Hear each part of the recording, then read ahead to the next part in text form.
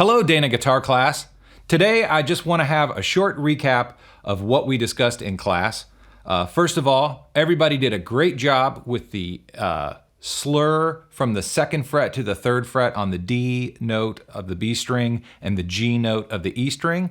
I was pretty impressed by how quickly everyone picked it up. Just remember, when you're going to do a slur, make sure that the finger you use is the one that's appropriate for that fret. So if we're in first position where your index finger would be on the 1st fret, 2nd finger, 2nd fret, 3rd finger, 3rd fret, and you're gonna slide up from the 2nd fret to the 3rd fret, 2nd fret to the 3rd fret, make sure and do that with your 3rd finger. You don't wanna use your 2nd finger or your 1st finger, even though we feel so incredibly in control of that primary digit. The other thing that came up when we started working on Bronsley was reading of the score. So when we go through our songs for guitar sheet, everybody has the same piece of music. We're all reading the same line sequentially right down the page. In the case of this, it's different melodies on each one. But if this were any other piece of music where we were all playing the same melody, it would look the same. Our music packet that we have, each page contains a score where there are 3 parts. You have part 1, part 2, and part 3. Blues, metal, and jazz groups play the corresponding parts through the entire packet. So if you are in the blues group and you're going to be playing part 1 in Bronsel, you're going to play this top line here, then you're going to come down to the next score, which is these 3 lines together. You're going to play that top line. Then you come down to the next score and you're going to play that top line. Then you come down to the next score and play that top line. And then you repeat back up to the top and then back through the 2nd score again to the end. And that's the path your eye should travel as you move through the piece of music. If you're in the metal group, you'll be playing in the middle part. Metal as in heavy metal and middle as in between 2 ends. So you're playing the middle part of the top score, then the middle part of the 2nd score, the middle part of the 3rd score, and the middle part of the 4th score. You would repeat back up to the middle part of the top score and the middle part of the 2nd score, and that would be the end of the song. If you're in the jazz group, you're going to be playing the bass part in the song, and I want to emphasize again how important that part is. You're the metronome, and you're the dynamic power. All those other things are decoration. You're the group carrying the harmony. Very, very important part. Anytime you have to play a bass part, make sure that you try to play with definition and good timing. The bass part would read the bottom line in the top score, followed by the bottom line in the 2nd score, the bottom line in the 3rd score, the bottom line in the 4th score, back up to the bottom line of the top score, and finally, or the 1st score, and finally the bottom line of the 2nd score for the end of the piece of music. So that was really the only things that I saw going on in class today where people were a little confused when we started. I think by the time we're through this, the rest of the scores and the rest of the songs will be fine.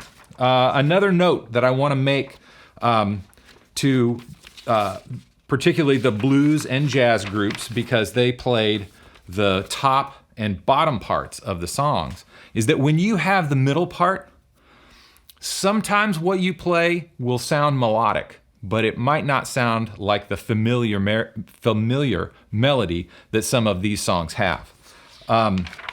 So for example, if you are the blues group, when you play Amazing Grace, your neighbors in the jazz group playing the melody will have something very familiar to you. But your part is going to be supporting that melody and at times combining with the bass in order to substantiate the harmony. So it might be a little bit confusing for you to be playing notes in places where the melody is sustaining one long note.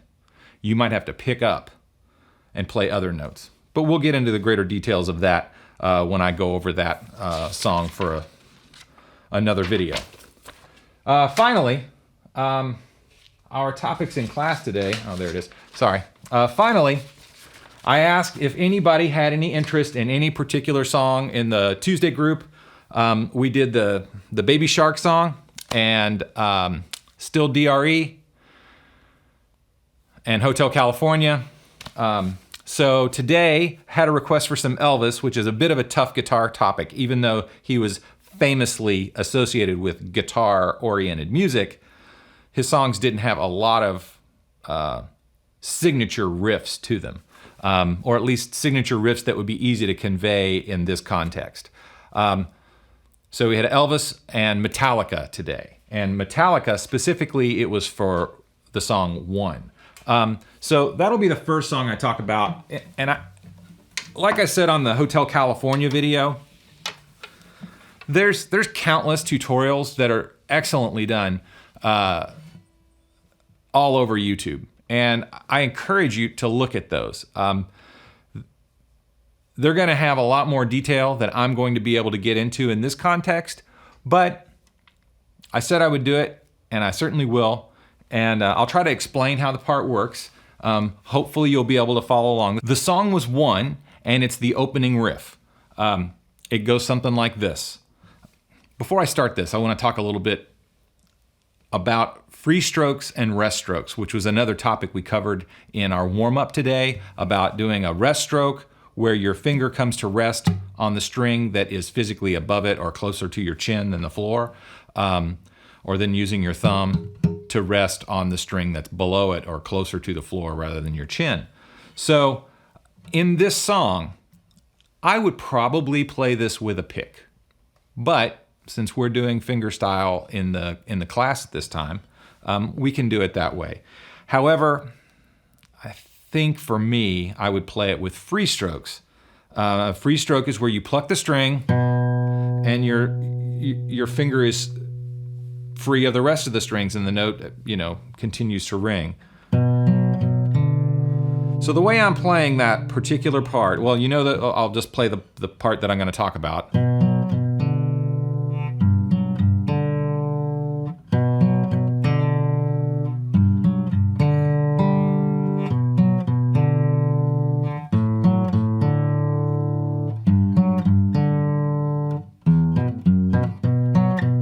It continues on. There's another little variation after it goes through like maybe 3 times when they turn it around and he goes. I'm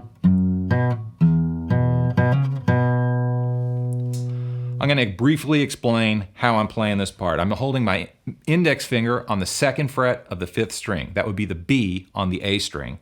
And then I play an F sharp on the D string with my ring finger. That is the 4th fret of the 4th string. Then back to that B on the A string, and then an open D. So that works like this. Then the next part, I leave my index finger in place.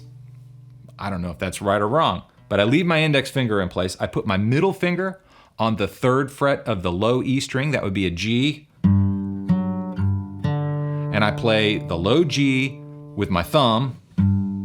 And I play the F sharp with my index finger, back to the low G, and then an open D. That would be the 4th string open. So those two things go together like this. Then a G, F sharp to D, back to the B, then the G, and then an open G string, the third string. Then it starts this little descending line where he starts with the B to F sharp, back to the B, then the open D, then he plays an open A, so he takes his index finger off, 4th fret of the 4th string in F sharp, back to the A, and an open D, and then finally a G on the 3rd fret of the low E string, another F sharp, back to G, then open D, and then you have this little riff that turns it around where he plays low E, I'm doing it with my thumb, then a B on the A string, 2nd fret, and I sort of tilt my finger over to grab the F sharp on the low E string, that would be the 2nd fret, and then back to the B, which picks up the lick again. So that would be.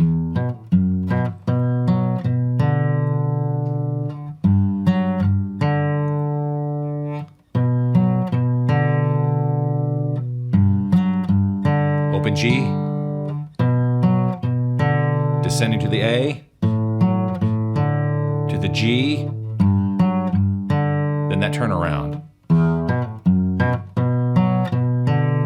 And if you were to count time while that was happening, and I'm not going to do it while I try to play it because I'm not super familiar with playing that riff, you'll find that I believe there's a measure of 2 in there, that this is 1 and 2 and 1 and 2 and 3, or whatever it is. 1 and 2 and 3, 4, 1 and 2 and 3, 4, 1 and 2 and 3, 4, 1 and 2 and 3, 4, 1 and 2 and 3, 4, 1 and 2 and 3, 4, 1 and 2 and 3, 4, 1 and 2 and 1 and... It starts over again.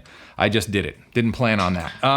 So that would be the opening riff for One by Metallica. That is a real cheery song.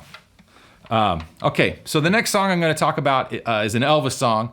And most recently, well, before all you guys were born, it was made famous by a guy named Dwight Yoakam, but the song is called Little Sister, and it has a signature guitar riff about as close as Elvis ever really came to one. So I'm going to use a pick, by gosh, because I can. It picks up with like a little rhythmic flourish. I think that the Elvis version just sort of starts off with an E chord, E major, you know. The Dwight Yoakam chord kind of builds up on that chord. And then he says the signature line, "Little sister, don't you run." And there's a little lick that goes. Okay? So that whole part that I'm going to talk about is this stuff. So you have... Little sister, don't you... Oh, no, I did that wrong. Goes like this.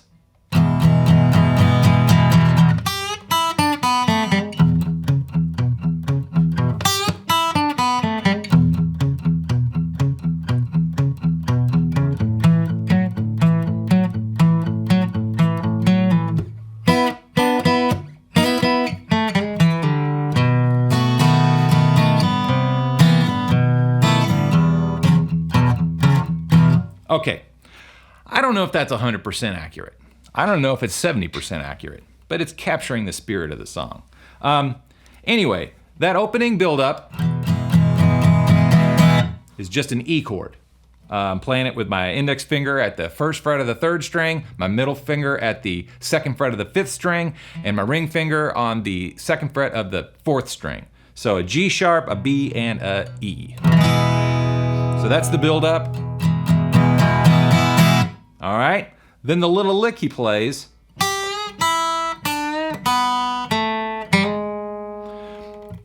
To tie this into what I started out with, slurs and expression. This little lick here, right? So I'm playing the 3rd fret of the 1st string with my index finger. I'm picking the note and then pushing up with my fingers to create a bend and increase the pitch.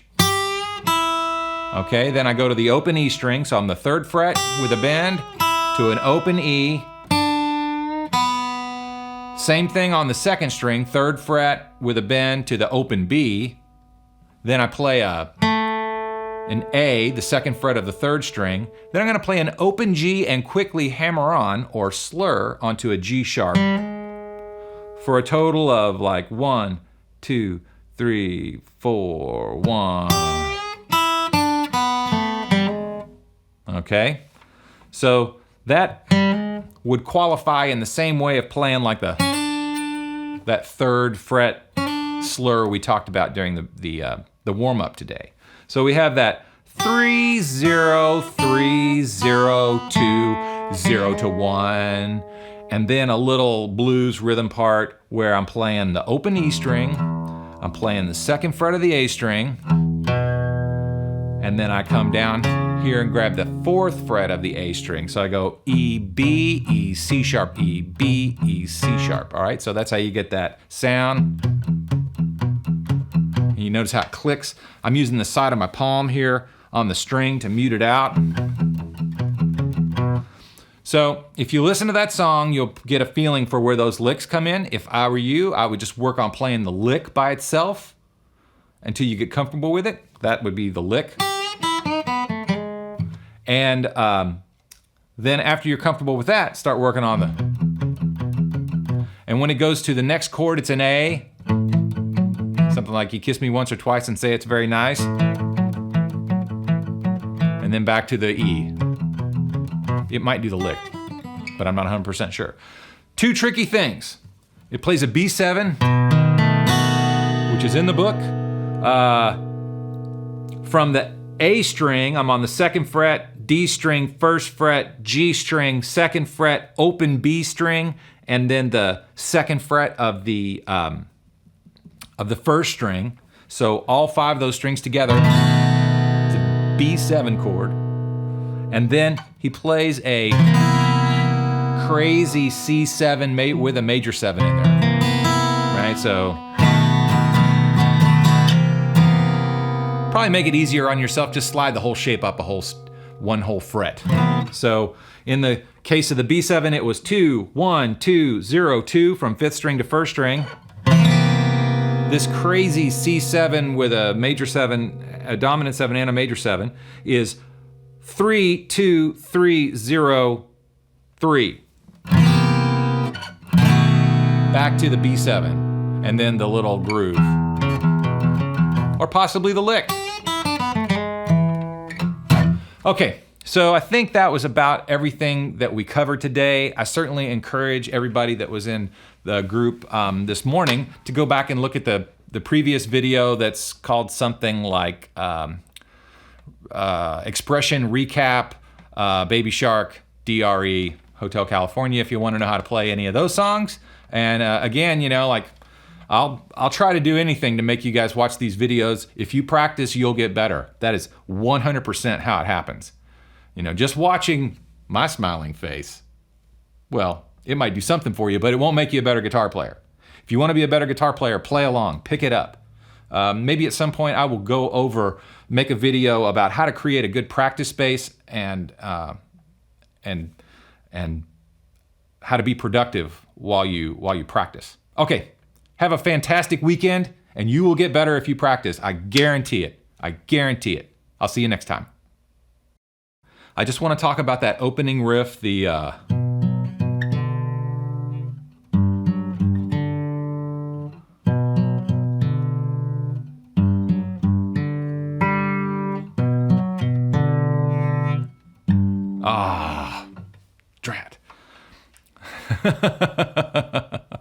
I don't know if I'll leave this in or not.